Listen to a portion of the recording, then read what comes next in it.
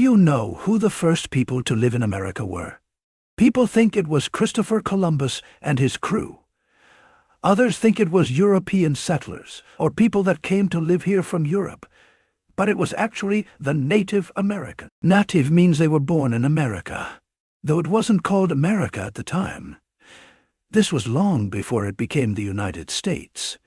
They were here much earlier than Columbus. When Columbus discovered America and its people, he named the people Indians because he thought he was in India. You may have heard other people call them Indians too. The correct term for how we refer to them is Native Americans. The Native Americans lived in both North and South America, including Alaska and Hawaii. There were different tribes and cultures who lived in different parts of the country. A tribe usually consisted of families or communities that spoke the same language and had common beliefs. They also shared the same customs or traditions. Some well-known tribes include the Cherokee, Apache, Cheyenne, Iroquois, the Ute Nation, and Navajo Nation. There were many other tribes as well. Each tribe has its own type of home, foods they ate, tools, clothing, and more. Tribes are no different than people across the world today, who have their own cultures and customs. Most historians believe the tribes were quite peaceful before the arrival of Columbus and other Europeans. Native Americans designed their homes according to the weather and area where they lived. A tipi was built using long poles for the frame or structure. The poles were tied together in a bundle at the top. Each of the legs or poles was then spread out, creating a large circle at the bottom.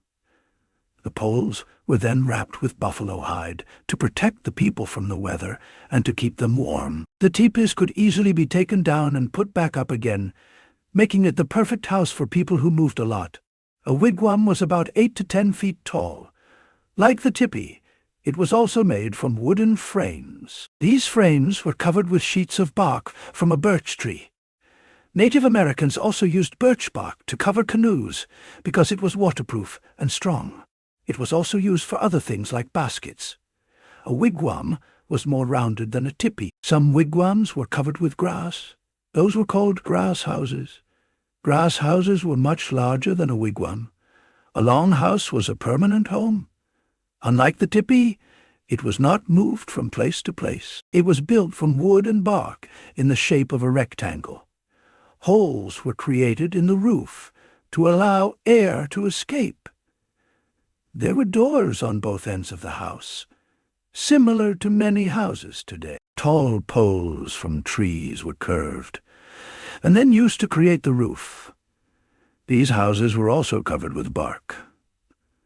Long houses were about 80 feet long and 18 feet wide and could hold about 20 people. A pueblo was a home built right into the side of a cliff, which is why it was also called a cliff dwelling. These homes were built of bricks made from clay. They sometimes were built inside of caves. Some pueblos were 4 or 5 stories high. Ladders were used to go from floor to floor. These houses could hold many people. Some other types of Native American homes were wattle and daub, plank house, igloo, and chickee. The materials used to build homes depend on where the tribes lived and what was available to use. The clothing that the Native Americans wore were also different from tribe to tribe. If an area where Native Americans lived was warm like Arizona, then less clothing was worn because of the heat. In contrast, if it was a cold area like Alaska, clothing was layered for warmth. A common material for clothing was animal skins. The soft leather of the animal hides was used for shoes, as well as covering for some of their homes. Plants and cotton were also used for clothing. Native Americans used the resources around them, like plants, bark, and roots, to create dye. They used the dyes to color their clothing, baskets, mats, and other items. Many tribes hunted buffalo or caribou for food, as well as deer and rabbits. Fishing was widely used to provide food for villages that were close to rivers or streams. Spears, nets, and fish traps were made to catch the fish. In cold regions like Alaska, ice fishing was common.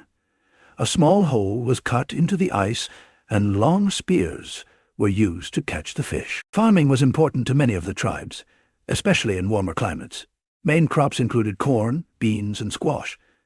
Native Americans created many beautiful works of art.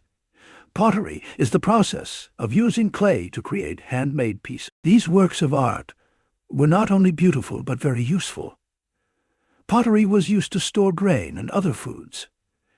It was also used to collect water. Colorful baskets, blankets, and carvings, such as totem poles or sculptures carved into large tree trunks, were created.